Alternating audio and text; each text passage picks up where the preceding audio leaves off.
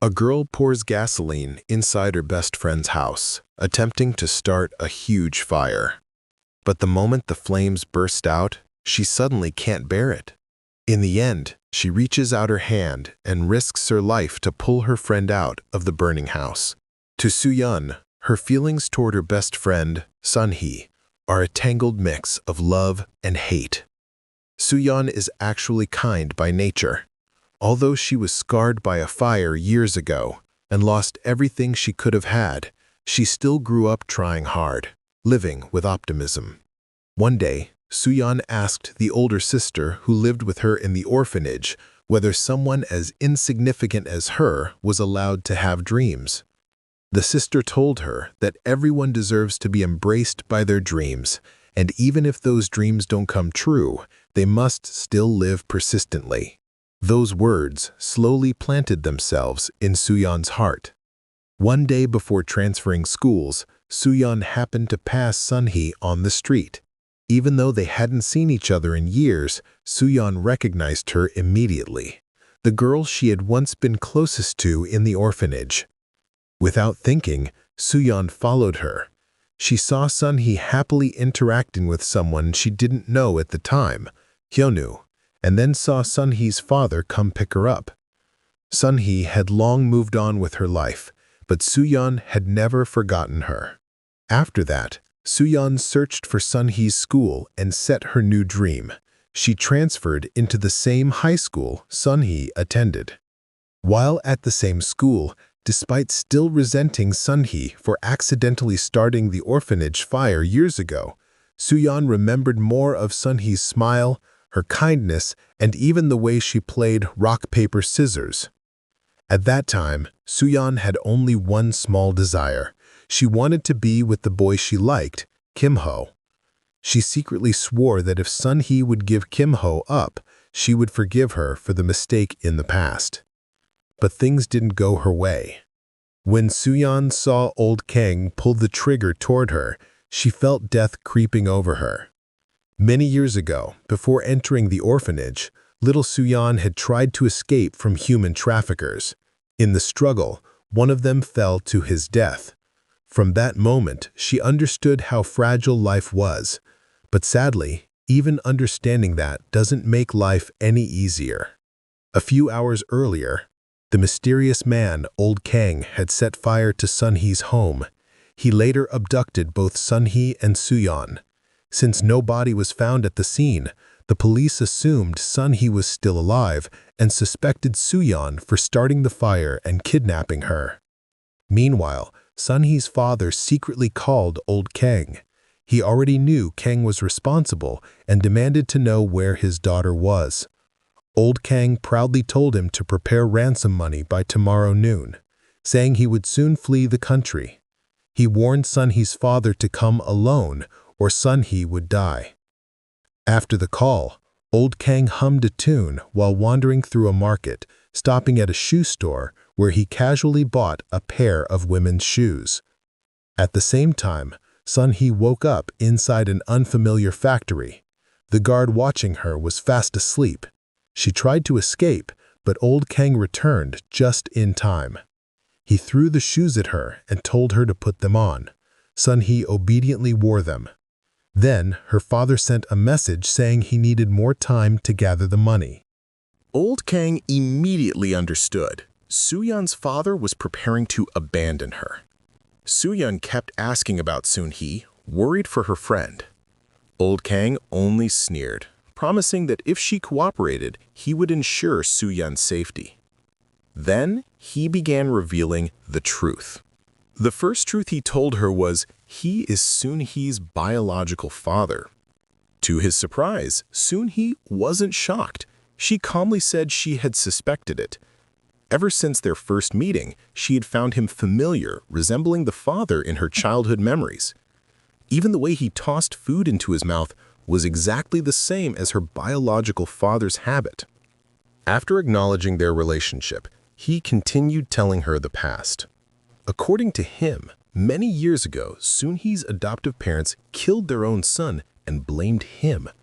Afraid the truth would come out, They adopted Soon-hee on purpose, using her as leverage so he wouldn't expose them. He was framed and imprisoned for years. After being released, with a friend's help, he quickly found Soon-hee.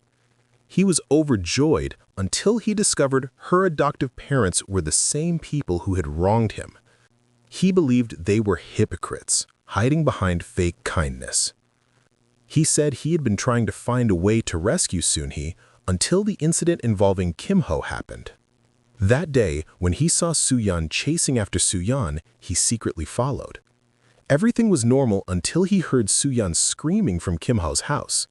His daughter rushed inside, so he could only wait outside because of his identity. That night, he saw Soo-yeon leave Ha-ho's house and later saw Soon-hee return home covered in blood. Worried, he went to observe her house. He saw Soon-hee's adoptive mother run to Kim-ho's home and shortly after leave again. He suspected she went inside to hide the body. Concerned she might do something even worse, he stayed outside all night. At dawn, he saw her return a second time. He believed she was finishing the cleanup. Sure enough, not long after she left, Kim-ho's house burst into flames. The next day, he confronted the adoptive parents, telling them what he saw. But they threatened him again, insisting they had done everything for Soon-hee, and that she must not go to jail. They planned to keep using Soon-hee as leverage.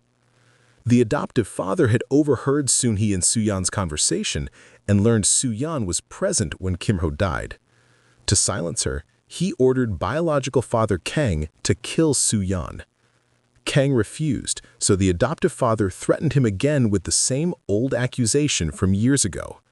If he didn't obey, Soon-hee's life would be ruined. Under their threats, he had no choice but to comply. Now, in front of Soon-hee, he pushed all the blame onto her adoptive parents, insisting every crime was their doing. But on the other side, the adoptive parents' version was completely different. After Soon-hee's house caught fire, Officer Lee died from severe injuries. At his funeral, Officer Shin cried heavily for his fallen junior. Before his death, Lee had given Shin a lighter as a keepsake. Looking at this final gift, he became even more determined to bring the criminal to justice. At that time, Shin believed Soo-yeon was responsible for the fire and kidnapping, thinking she had an accomplice. Just then, the adoptive parents approached him with information. They claimed the culprit wasn't Soo-yeon and that Soon-hee should still be alive. Under pressure, they revealed everything. Officer Lee was not killed by Soo-yeon. He was killed by Old Kang. According to them, over 10 years ago, Old Kang murdered their son and served 12 years in prison. After being released, he never repented and instead used Soon-hee's life to threaten them further. At this point, whose story is true? The adoptive parents or the biological fathers? Is impossible to determine. A few months after his release, Old Kang contacted the adoptive parents again.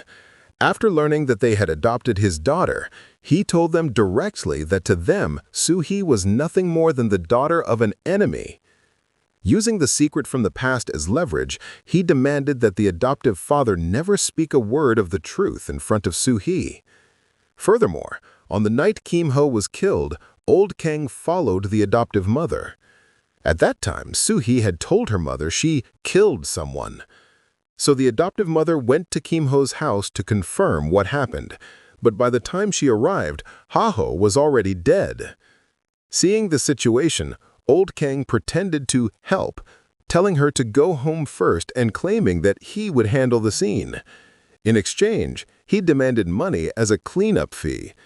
Panic-stricken and wanting to protect her daughter who might have been involved in the incident, the adoptive mother had no choice but to leave.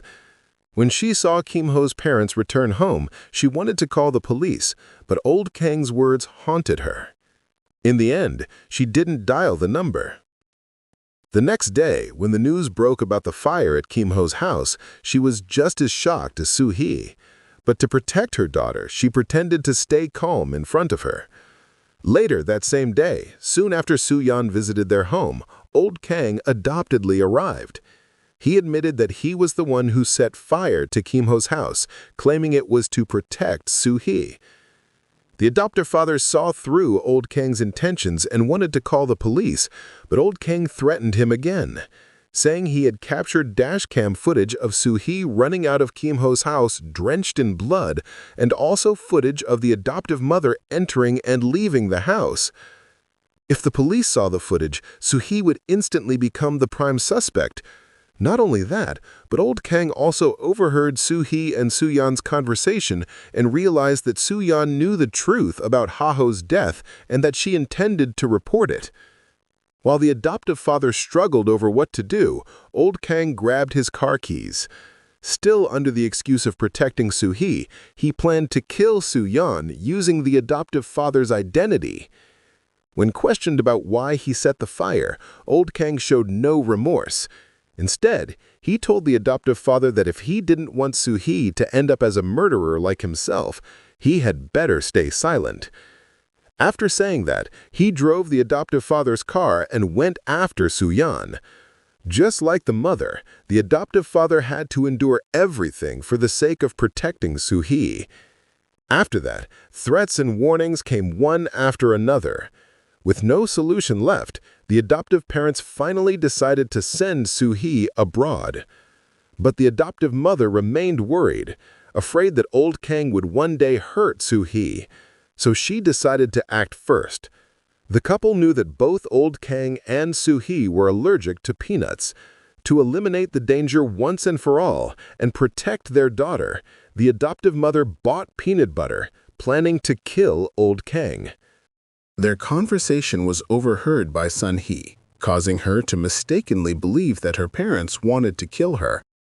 After telling Officer Shin everything, the adoptive mother admitted that she and her husband had almost been driven insane by Old Kang. Officer Shin believed their story. He immediately deployed an armed tactical team in a building directly opposite the one where Old Kang was holding Sun-hee hostage. At that moment, an impatient Old Kang called the adoptive father, angrily demanding to know when he would bring the ransom. Following the officer's instructions, the adoptive father stalled for as long as possible, keeping Old Kang waiting in place. Not long after the call ended, the tactical team pinpointed the exact location of Old Kang and the hostage. However, there were obstacles inside the building, making long-range sniping impossible. The adoptive father then volunteered to negotiate in person. As her father, he said he must rescue Sun-hee himself. Though dangerous, Officer Shin, also a father, understood his feelings and agreed. Inside the building, Old Kang warned Sun-hee that to her adoptive parents she was nothing more than a toy to be discarded after use. Although shaken, Sun-hee still believed her adoptive parents were not the kind of people he described. At that moment, the adoptive father arrived. Old Kang immediately aimed the gun at Sun-hee's forehead, demanding in exchange money for the girl. The adoptive father tossed the bag of ransom money aside. But Old Kang suddenly changed his words. What he really wanted was not money, but revenge. Revenge against the rich, and revenge against a world he believed was unfair. Before he could finish speaking, a sudden gunshot rang out. The tactical team fired, hitting Old Kang. Old Kang collapsed to the floor bleeding. He desperately opened his arms and called to his daughter, telling her to come to him so he could shield her. Sun-hee ran at first towards her adoptive father, but then suddenly stopped. She turned and walked towards her biological father instead. Seeing her father injured and bleeding, Sun-hee was overwhelmed with sorrow.